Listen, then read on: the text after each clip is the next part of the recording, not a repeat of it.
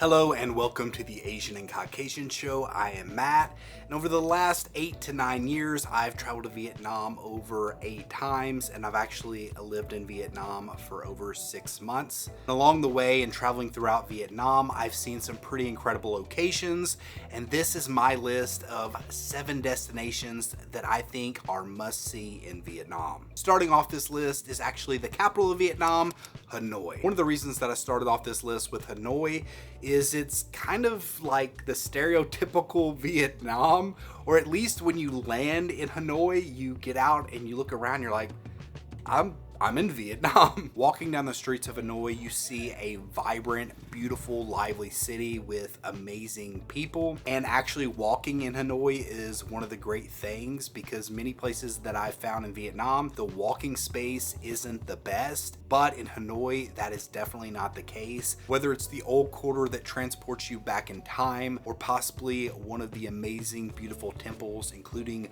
one of the oldest temples in all of Vietnam, or just sitting down having a drink, meeting new friends while a train passes by way too close for comfort. Those are just a few of the many reasons why I believe that Hanoi is a must-see destination in Vietnam. Sticking up north, a short 3 to 4 hour drive, you find number 2 on this list, and that is Ha Long Bay. Ha Long Bay is another stereotypical place that you think of when you think of Vietnam, yet it is so much different than Hanoi, and it's stereotypical for a good reason because it's incredible. We were lucky enough to take a cruise throughout Ha Long Bay, and just seeing the rocks that jolt up out of the water and the huge cave systems and the beautiful panoramic views you can get from Tippy Top Peak really feels like you've traveled to a whole new world and not just another place in Vietnam. And it's probably one of the reasons why Kong Skull Island was partially filmed in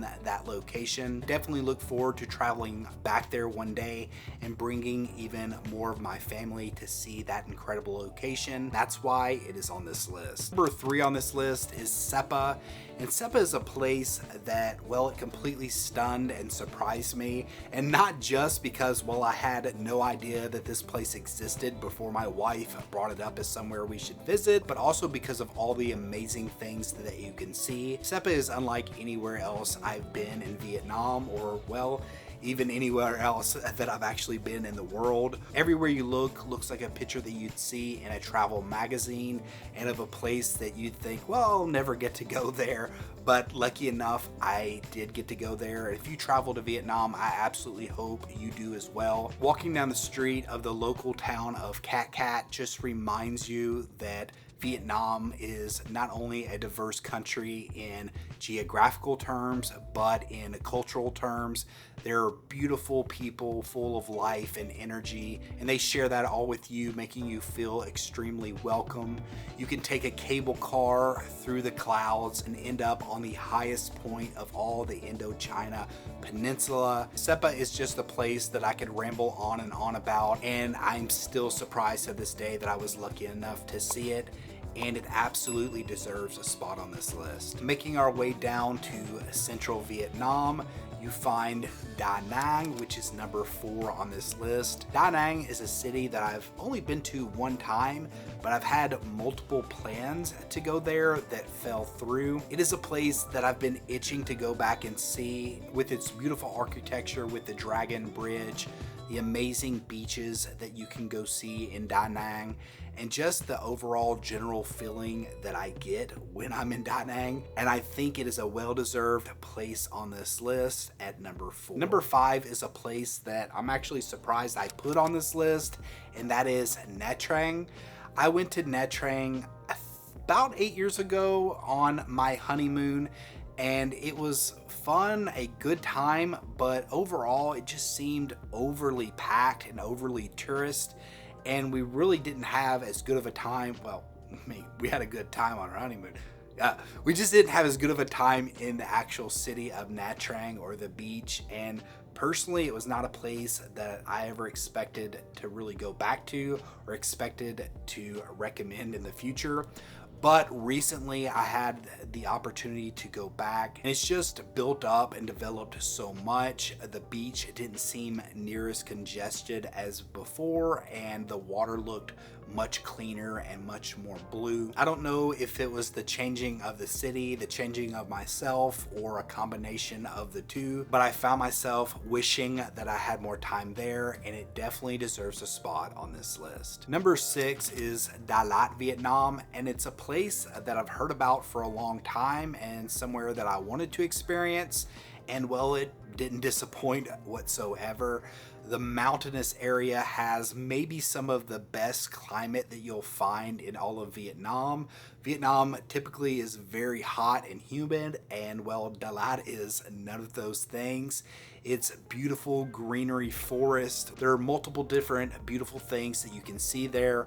Waterfalls, temples, or even just walking down the night market with the awesome street food. Đà Lạt is a place that I'm glad that I was finally able to experience, and I think it's a place that if you're traveling to Vietnam is absolutely worth the journey. And finally, last but definitely not least, we have Mui Ne, Vietnam. It's a place that, unlike Hanoi, which started off this list as the stereotypical thing that you think of when you think of Vietnam, it's probably the furthest thing from what you think of when you think of Vietnam. It has two completely unique, stunning, different sand dunes. You have the white sand dunes that's a little bit more touristy. Things that you can do there, like getting a four-wheeler and making your way around the dunes, is really a special event to have in Vietnam. But maybe even more special than that, at least to me, was seeing the red sand dunes and catching the incredible, stunning, breathtaking sunset over the sand dunes, and it turns it even more red as the sun goes down. On top of all that, you have a beach, which is incredible. You also have Fantine that is only 45 minutes away that you can definitely see some cultural things as well. Oh, and the ferry stream, I didn't even mention that. There's so much to see in Mui Ne. There's so much to see in all of Vietnam. I hope one day, if you haven't already, you get the opportunity to experience it for yourself.